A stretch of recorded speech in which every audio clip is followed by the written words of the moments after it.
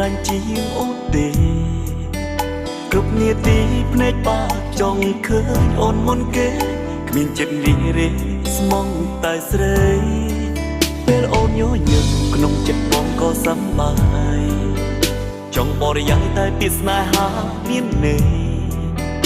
មិនចង់ខឹងងល់ដឹងគ្នាសោះបីមួយថ្ងៃ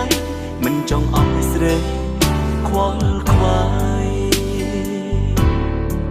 តែចូលវិទ្យុសុំនំបងចង់រៀងផ្ញើសង្សារខ្ញុំពិសេសថាខ្ញុំស្មោះស្លាប់ក៏មិនស្ដាយចង់ឲ្យប្រិយមិត្តបានស្ដាប់ឮទាំងអស់ទួងនៅចិត្តឬក៏ឆ្ងាយធ្វើសាក់សីខ្ញុំទាំងពីរផងតែចូលវិទ្យុសុំនំបងចង់រៀងផ្ញើសង្សារខ្ញុំពិសេសបញ្ជាក់ពីក្តីស្នេហ៍ស្មោះត្រង់